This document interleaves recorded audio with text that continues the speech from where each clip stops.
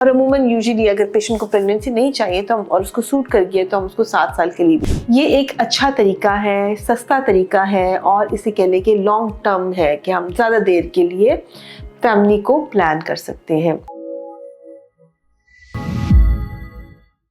अस्सलाम वालेकुम। इस वीडियो में बात करेंगे इंट्रा यूट्राइन कॉन्ट्रासेप्टिव डिवाइस के बारे में, यानी कि जो हम कॉइल रखवाते हैं, कॉपर टी जिसको कहते हैं, या मल्टी लोड रखवाते हैं, तो इनमें क्या फ़र्क होता है और क्या हमें ये रखवानी चाहिए या नहीं रखवानी चाहिए। अच्छा, बेसिकली जो कॉइल होती है, दो तरह की कॉइल हम यूज़ कर रहे होते हैं। एक तो होती है जिसे कहते हैं मल्टी लोड।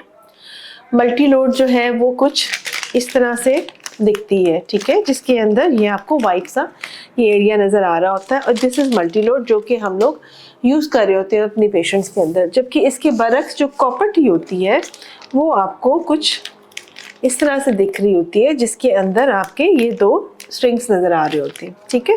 ये तो खैर मैं आपको खोल के भी दिखा देती हूँ।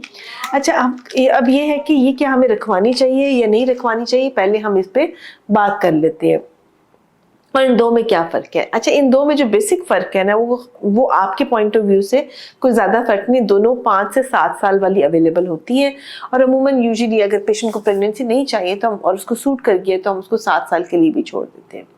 तो इस पॉइंट ऑफ व्यू से तो इसमें कोई चेंज नहीं होती। हाँ, अलबत्ता जो डॉक्टर इसको रख रहा होता है या अगर लेडी हेल्थ वर्कर से आप रखवा रहे हैं, जो उसको रख रही होती है, इसके रखने में डिफरेंस होता है। कॉपर टी को डिफरेंट तरीके से और मल्टी लोड को डिफरेंट तरीके से रखा जाता है। अब ये है कि क्या हमें ये रखवानी चाहिए या नहीं रखवानी चाहिए।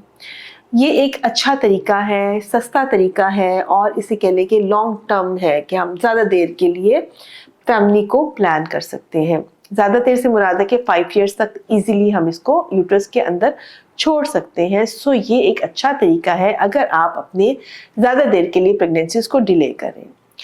वो पेशेंट जिनकी पहले औलाद नहीं होती है, जनरली पेरिस मतलब यानी अभी कोई बच्चा पैदा नहीं किया होता, उनको बच्चों के दरमियान बहुत ज़्यादा गैप नहीं रिक्वायर्ड होता, उन लोगों को मैं ये यूजुअली रिकमेंड नहीं करती हूँ।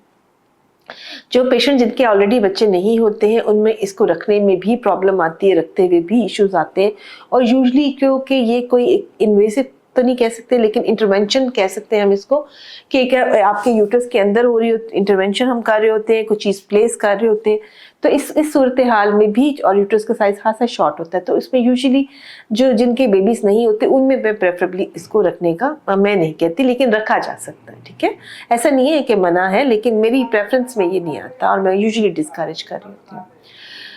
तो जो दूसरा पेशेंट होते हैं जिन्हें बिल्कुल थोड़ा सा गैप चाहिए होता है, उनमें भी हम इसको नहीं रखने का कहते, क्योंकि देखिए कोई भी हम प्रोसीजर कर रहे होते हैं उसके प्लस माइनस पॉइंट्स होते हैं, तो उनमें भी हम इसको कहते हैं डिस्करेज करते हैं। हाँ, जिन पेशेंट्स को 1 साल से ज़्यादा कॉन्ट्रासेप्टिव रिक्वायर्ड होता है या लंबे टाइम के लिए, तो उनके लिए ये बहुत अच्छा तरीका है कि आप इसे एक दफ़ा रखवा लें और उसके बाद आपकी जो है वो ज़िंदगी में काफ़ी सुकून आ जाता है। प्रॉब्लम्स ये क्या क्रिएट करती हैं, हैवी ब्लीडिंग कर सकती हैं, ठीक है, आपकी साइकिल को डिस्टर्ब कर सकती हैं और जो कॉमनेस्ट प्रॉब्लम होता है कि साइकिल यूजुअली हैवी नहीं होता, थोड़ा सा लंबा हो जाता है, स्पॉटिंग होती है, ब्लीडिंग एंड स्पॉटिंग होती है और पेशेंट को क्रैम्प्स फील होते हैं ड्यूरिंग पीरियड और सिंपल मेडिकेशन के साथ ये प्रॉब्लम सेटल हो जाती है। 4 से 5 महीने में ये मसला भी हल हो जाता है और ये अपनी जगह बैठ जाती है और उसके बाद यूजुअली प्रॉब्लम क्रिएट नहीं करती है। इसके अलावा इसके साथ क्या प्रॉब्लम्स हो सकती हैं, अगर आप इसको अच्छे किसी डॉक्टर से रखवा रहे हैं, ठीक है, सीनियर डॉक्टर से रखवा रहे हैं, तो अमूमन इसके साथ कोई कॉम्प्लिकेशन नहीं होती है। जैसे कि अगर आप किसी अनट्रेन्ड पर्सन के साथ चले जाते हैं या अनफॉर्चुनेटली क्या होता है कि आपने जो इंस्ट्रूमेंट्स यूज़ किए हैं वो स्टरलाइज नहीं है, तो आप इन्फेक्शंस इंट्रोड्यूस कर सकते हैं, वहाँ प्रॉब्लम होती है। या फिर आप इसको अगर रखते हुए बेहतियाती करते हैं तो ये यूट्रस को परफोरेट कर सकता है, यानी यूट्रस को कट करते हुए आगे निकल जाता है, स्पेशली अगर यूट्रस का साइज बहुत छोटा है तो उसमें ये चांस ज़्यादा होता है। इसके अलावा ये जो अदर इसकी प्रॉब्लम होती है वो ये होती है, देखिए ये अपने साइज अगर आपने अपनी जगह रखा तो ठीक जगह पे था, लेकिन थोड़े अरसे में हैवी पीरियड्स के साथ ब्लीडिंग के साथ ये नीचे की तरफ आ जाता है, जिसके साथ ये पेन और स्पॉटिंग कॉज करता है और उसमें उस पेशेंट को प्रेगनेंसी भी हो सकती है, यानी कि आपका इसका फेलियर भी हो सकता है।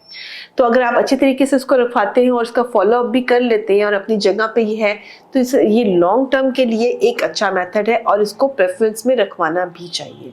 हाँ, अलबत्ता शॉर्ट टर्म के लिए चाहिए तो बहुत सारे और मेथड्स अवेलेबल हैं जिसको आप प्रेफर कर सकते हैं। इसका कोई हार्मोनल साइड इफ़ेक्ट नहीं आता, तो इस लिहाज से ये जो है आपके बाकी बॉडी के ऊपर कोई सिग्निफिकेंट चेंज लेकर नहीं आता। तो बहुत सारा ख्याल रखिएगा और दुआ में याद रखिएगा।